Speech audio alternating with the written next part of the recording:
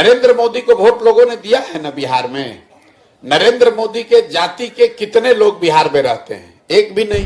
100 में 40-50 आदमी तो मोदी जी को वोट दिया होगा, भाजपा को।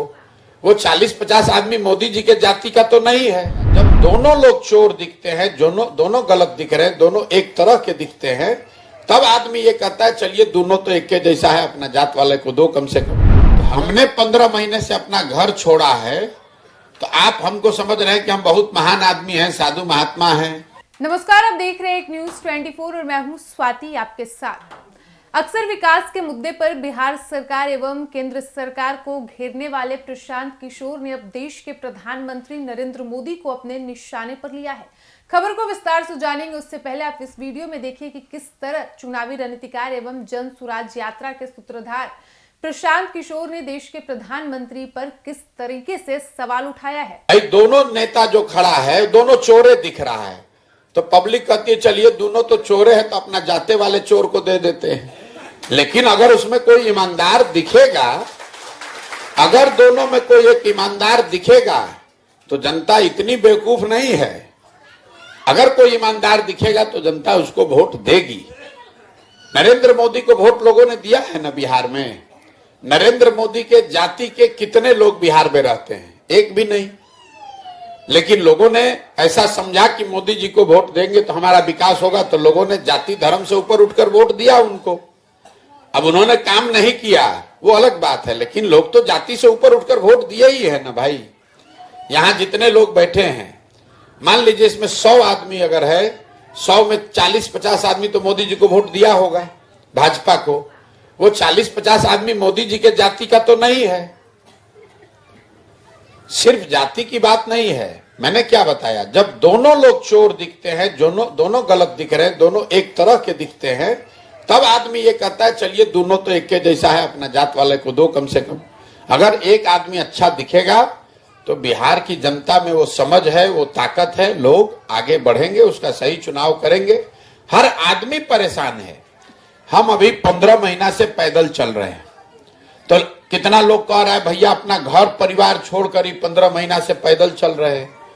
लेकिन यहां पर बैठे हुए जितने लोग हैं, इनके परिवार के बच्चे तो 10-10, 15-15 बरिस से घर छोड़कर बाहर ही रह रहे हैं। कभी छठ में कोई शादी ब्याह घरे पड़ा तो 10 दिन 15 दिन के लिए आया।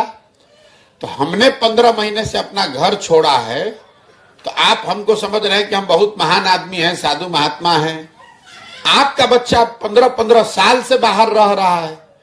एक बार बच्चा यहाँ 20 वर्ष का हो गया, वो झोला लेकर चला गया मजदूरी करने।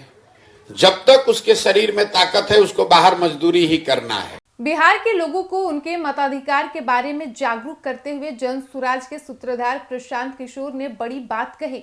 उन्होंने कहा कि बिहार के लोगों को यह दिख रहा है कि अभी उनके सामने जो नेता खड़े हैं दोनों ही चोर हैं। ऐसे में पब्लिक ये सोच रही है कि चलिए दोनों ही जब चोर हैं तो अपनी जाति वाले को ही वोट दे देते हैं। लेकिन अगर जनता को कोई ईमानदार दिखेगा तो जनता बेवकूफ नहीं है, उसको जरूर वोट देगी। प्रधानमंत्री नरेंद्र मोदी को बिहार के लोगों ने खूब वोट किया है। उनकी जाति के कितने लोग बिहार में रहते हैं? एक भी नहीं रहते हैं। लेकिन लोगों ने ऐसा समझा कि मोदी को वोट देंगे तो हमारा विकास होगा, इसलिए बिहार की जनता ने जाति और धर्म की सोच से ऊपर उठकर नरेंद्र मोदी को वोट दिया। अब नरेंद्र मोदी ने काम नहीं किया वो अलग बात है, लेकिन लोगों ने जाति से ऊपर उठकर नरेंद्र मोदी को वोट तो दिया ही है। यहाँ जितने लोग बैठे हैं, मान लीजिए कि इनकी संख्या अगर 100 है तो इसमें से 40 से 50 आदमी ने तो नरेंद्र मोदी और भाजपा को वोट दिया ही होगा। वो 40 से 50 आदमी नरेंद्र मोदी की जाति के तो नहीं है।